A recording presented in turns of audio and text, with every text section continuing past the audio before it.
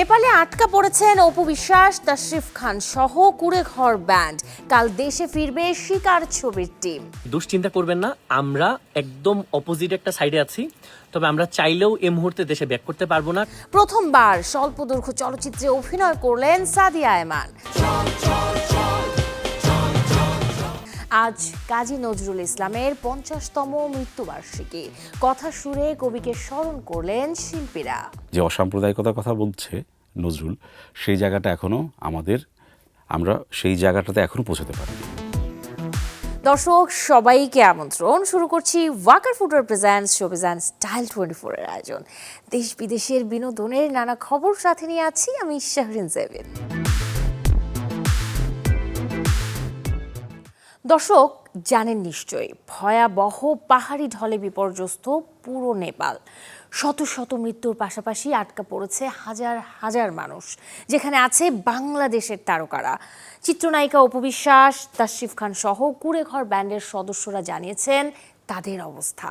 বুধবার বিকেলে ঘটনার পর সামাজিক যোগাযোগ মাধ্যমে দেওয়া এক পোস্টে অপু বিশ্বাস লিখেন, নেপালের পোখারাতে নিরাপদে আছেন তিনি সহ শিকার ছবির পুরো টিম।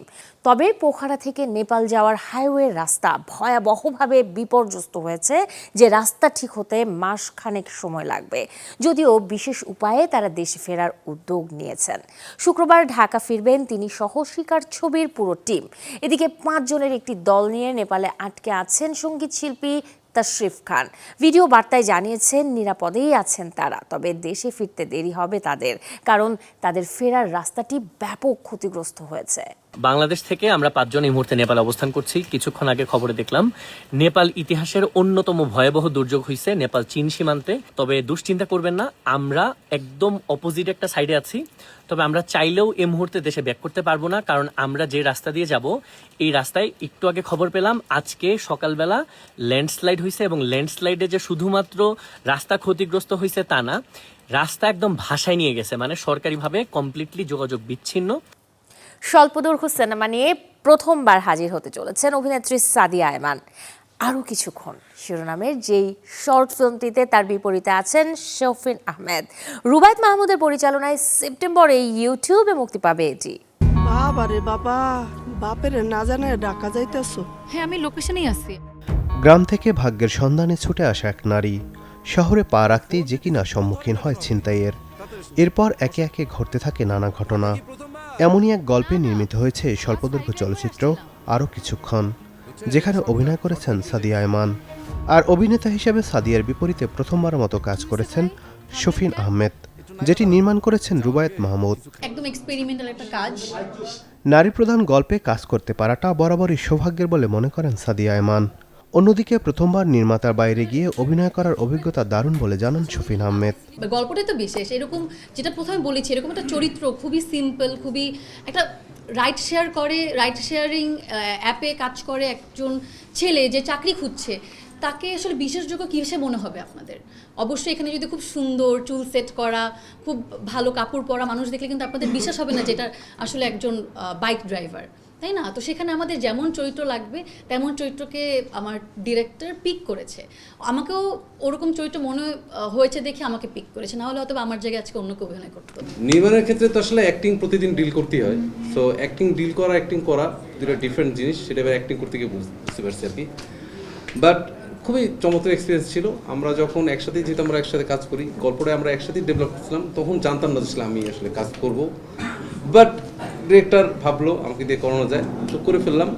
গল্প সাধারণ হলেও তাকে সুন্দর করে উপস্থাপন করতে পারলে দর্শক গ্রহণ করবে, আর এমনটা ভেবেই এমন গল্প নির্মাণ করা বলেই জানান নির্মাতা। সাধারণ গল্পকে একটা ঠিকঠাক যদি একটা ফরম্যাটের স্ক্রিন প্লে হয়, তাহলে আমার বিশ্বাস মানুষ এটা দেখতে পারে, মানে গল্পটা আগায়। দেখবেন অনেক বড় বড় প্রোডাকশন আমাদের দেশে হয় বা বিভিন্ন জায়গায় হয়, ভালো চিত্রনাট্যের কারণে গল্পটা কেন যেন আগায় না, চরিত্র কেন যেন আসলে কানেক্ট করতে পারে না অডিয়েন্স। তো আমার বিশ্বাস এই গল্পটাতে আসলে গল্পটা আগাবে, মানুষ দেখবে, পছন্দ করবে। ঢাকা শহরে ঘটে যাওয়া নানান ঘটনা মানুষের জীবনযাপনের গল্প বলবে আরও কিছুক্ষণ। সব ঠিক থাকলে আসছে মাসে ইউটিউবে মুক্তি পাবে স্বল্পদৈর্ঘ্য চলচ্চিত্র আরও কিছুক্ষণ। কি অদ্ভুত দিন যাচ্ছে আমার, চারুটি খেয়ে। নাদিম হাসান, চ্যানেল 24, ঢাকা। কথার পিঠে কথা জুড়ে কাজী নজরুল ইসলাম বলেছিলেন, আমাকে ভুলিতে দিব না। সুরে সুরে বলেছেন, আমায় নহে গো ভালোবাসো মোর গান।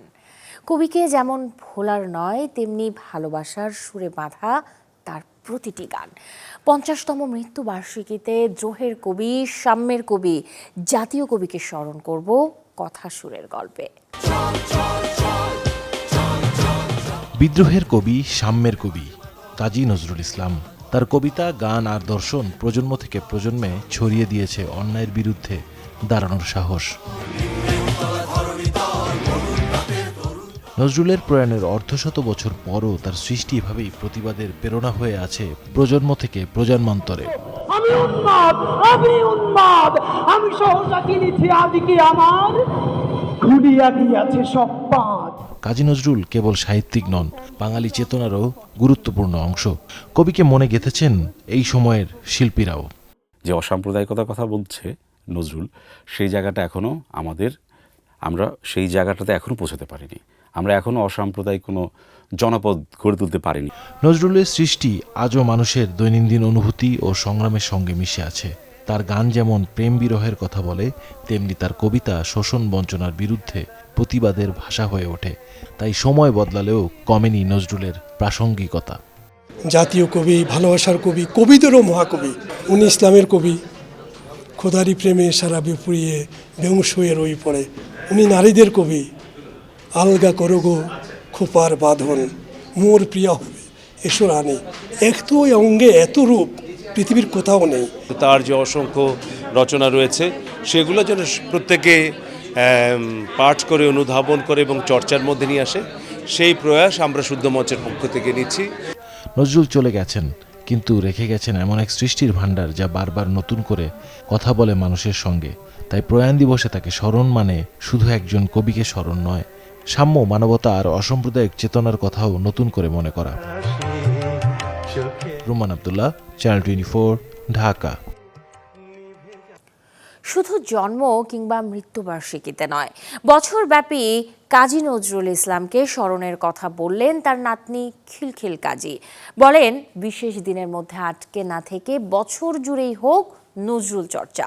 কাজী নজরুল ইসলামের 50তম মৃত্যুবার্ষিকীর দিনের শুরুতে কবির সমাধিতে ফুল দিতে এসে এসব কথা বলেন তিনি। ভোরের আলো ফুটে উঠতেই ধীর পায়ে জাতীয় কবির সমাধিতে ফুলেল শ্রদ্ধা জানাতে হাজির হন ঢাকা বিশ্ববিদ্যালয়ের উপাচার্য সহ শিক্ষক, শিক্ষার্থী, কর্মকর্তা ও কর্মচারীরা। সমাধি প্রাঙ্গণে হয় ফাতেহা পাঠ, মোনাজাত। শ্রদ্ধা জানাতে আসেন সংস্কৃতি প্রতিমন্ত্রী, বিএনপির ভারপ্রাপ্ত মহাসচিব।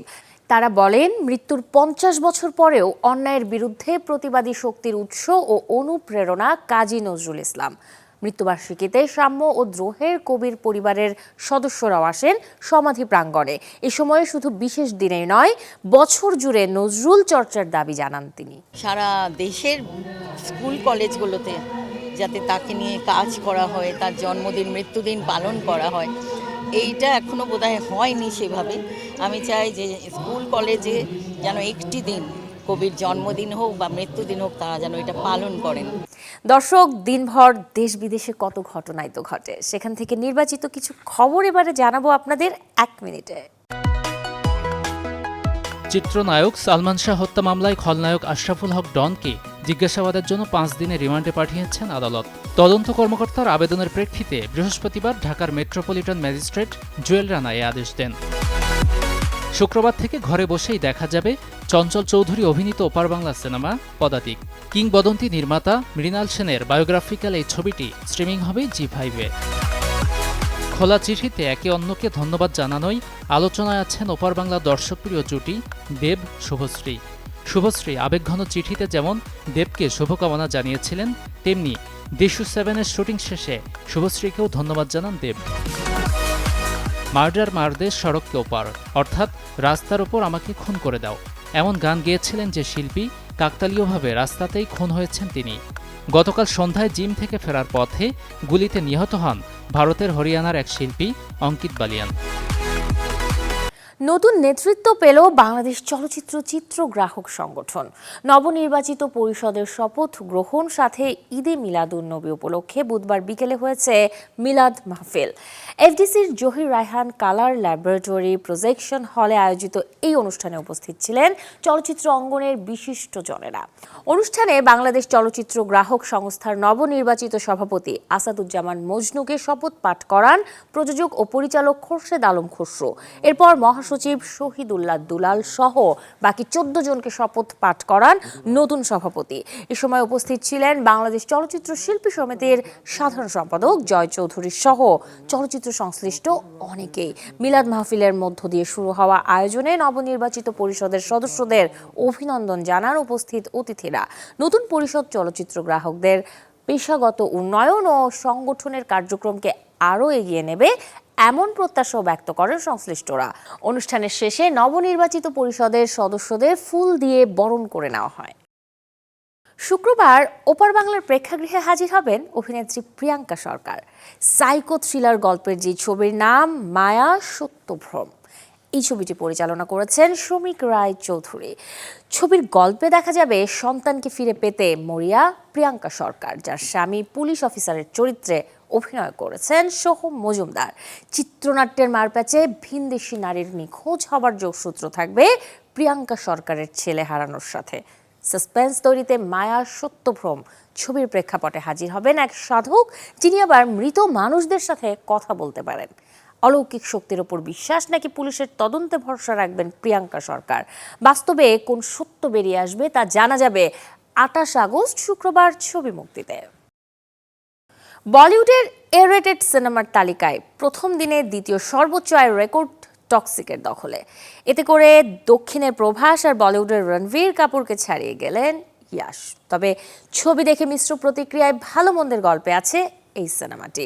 অনেকেই বলছেন অতিরিক্ত রক্তপাত, হিংস্রতা উঠে এসেছে ছবির দৃশ্যপটে। অনেকের মতে দীর্ঘ সময় এমন গল্প দেখাটা ধৈর্যের। তবে সিনেমায় নায়কের লুক নজর কেড়েছে সবার, সাথে আন্তর্জাতিক মানের ভিজুয়ালাইজেশন আর অ্যাকশনে বোধ হয়েছেন দর্শক। বলিউডের এ-রেটেড সিনেমা মানে সহিংসতা, অ্যাকশন, রোম্যান্স, মাদক সবকিছুর উপস্থিতিতে প্রাপ্তবয়স্কদের জন্য নির্মিত ছবি। যে তালিকায় রণবীর কাপুরের অ্যানিমাল ও প্রভাসের সালার ছবিকে আয়ের দিকে পেছনে ফেলেছে toxic a fairy tale for grown up. প্রথম দিনে শুধুমাত্র ভারত জুড়ে আয় করেছে প্রায় 101 কোটি রুপি। প্রথম অবস্থান অবশ্য ধরে রেখেছেন রণবীর সিং। তার অভিনীত ধুরন্ধর দ্য রিভেঞ্জের ওপেনিং ডে কালেকশন ভারত জুড়ে প্রায় 102 কোটি। দর্শক, এতক্ষণ ছিলাম বিনোদনের নানা খবরে। এবারে জীবনযাপনের গল্প দেখব, লাইফস্টাইলের কিছু আপডেট। সময়টা গরমের। প্রখর রোদের তাপে ত্বক পুড়ে কালো হয়ে যাওয়া থেকে রক্ষা পেতে একমাত্র উপায় সানস্ক্রিনের ব্যবহার। অনেকেই সেক্ষেত্রে অভ্যস্ত মেকআপ বেস সানস্ক্রিনে, অনেকে আবার ব্যবহার করেন ওয়াটার বেস প্রোডাক্ট। ত্বকের জন্য আসলে কোন ধরনের সানস্ক্রিন বেশি কার্যকর? চিকিৎসকের পরামর্শে জানাবো তা। অনেকেই সানস্ক্রিনটাকে এভাবে ব্র্যান্ডিং করছে যে ফাউন্ডেশন নিয়ে আসছে, বলছে এটাতে সানস্ক্রিন আছে, কিন্তু এটা আসলে পসিবল না। কারণ সানস্ক্রিন তো সানস্ক্রিন, এটা সায়েন্টিফিক জিনিস। তো সানস্ক্রিনের কাজটা কি, যে রেটা এটা রিফ্লেক্ট করবে, অ্যাবজর্ব করবে না। তো কেউ যদি ফাউন্ডেশনকে সানস্ক্রিন বলে মার্কেটিং করতে চায়, এটা খুবই রং একটা মার্কেটিং। যদি হোয়াইট কাস্ট না দেয় তাহলে তো সে কোনোভাবেই স্কিনকে প্রোটেক্ট করতে পারবে না। ওটাতে যতই লেখা থাকুক, মানে যে ফাউন্ডেশনের কালারে লেখা থাকুক যে এটা মানে সাবকন্টিনেন্টের স্কিনের কালারের জন্য, এটা SPF 60+, এইটা প্লাস, সেটা প্লাস, যতই লেখা থাকুক, কালার যদি হোয়াইট কাস্ট না দেয় তাহলে সেটা কোনোভাবেই স্কিনকে প্রোটেক্ট করবে না। আর এটার সবচেয়ে বড় এক্সাম্পল আমরা দেখতে পারি যে ক্রিকেট ফিল্ডে ক্রিকেটাররা যে সানস্ক্রিন ইউজ করছে, ওনারা কিন্তু অনেক বেশি রোদে থাকে। সো ওইটা এরকম একটা সানস্ক্রিন যেটা টোটালি মানে অনেকটাই প্রোটেকশন দেয়। তো হোয়াইট কাস্টটাই হচ্ছে আমাদেরকে প্রোটেকশন দেয়। গরমের দিনে বারবার পানি পান করলেও মনে হচ্ছে ক্লান্ত, কখনো মাথা ব্যথা, কখনো বা প্রস্রাবের রং অস্বাভাবিক। অতিরিক্ত ঘাম, শরীর থেকে সোডিয়াম বেরিয়ে যাওয়ার কারণেও শরীরে দেখা দিতে পারে পানি শূন্যতা। তবে কখন বুঝবেন পানির ঘাটতি হয়েছে শরীরে? কয়েকটি লক্ষণ বলে দেবে তার উত্তর। গরমে হঠাৎ মাথা ব্যথা শুরু হলে হতে পারে এটি পানি শূন্যতার লক্ষণ, কারণ শরীরে তরল কমে গেলে মাথা ব্যথা বা অস্বস্তি দেখা দিতে পারে। ভালোভাবে ঘুমানোর পরও শরীর যদি দুর্বল লাগে, কাজে মন না বসে, তাহলে শরীরে পানির ঘাটতি আছে কিনা খেয়াল করুন। প্রস্রাবের রং ও পরিমাণের দিকে খেয়াল রাখলেও ধারণা পাওয়া যায় শরীরে পানির শূন্যতা আছে কিনা। অনেক পানি পান করার পরও যদি বারবার তৃষ্ণা লাগে বা হাইড্রেটেড মনে না হয়, তাহলে শুধু পানির উপর নির্ভর না করে শরীরের ইলেকট্রোলাইটের দিকেও নজর দিতে হবে। তবে শরীরে পানির ভারসাম্য ঠিক রাখতে কেবল পানি পান নয়, খেতে পারেন পানি সমৃদ্ধ খাবার, কমলা, শসা, টমেটো, তরমুজ জাতীয় ফল। অনেকেই ভাবছেন নিয়মতান্ত্রিক জীবনযাপন করার পরও কেন দুর্বল ভাব কিংবা পেটের ডান পাশে ব্যথার সমস্যা দেখা দিচ্ছে। আসলে এটি কিন্তু ফ্যাটি লিভারের লক্ষণ। লিভার শরীরের রক্ত পরিষ্কার সহ গুরুত্বপূর্ণ কাজ করে, তাই এই অঙ্গের সঠিক যত্ন নেওয়া জরুরি। খাদ্য তালিকায় জন্য রাখতে পারেন এমন সব খাবার যা সুস্থ রাখবে আপনার লিভার। শরীরের ভেতরে নীরব কারিগর লিভার। খাবার হজমের সহায়তা থেকে শুরু করে রক্ত থেকে ক্ষতিকর উপাদান অপসারণ, প্রতিদিন নানা গুরুত্বপূর্ণ কাজ করে এই অঙ্গটি।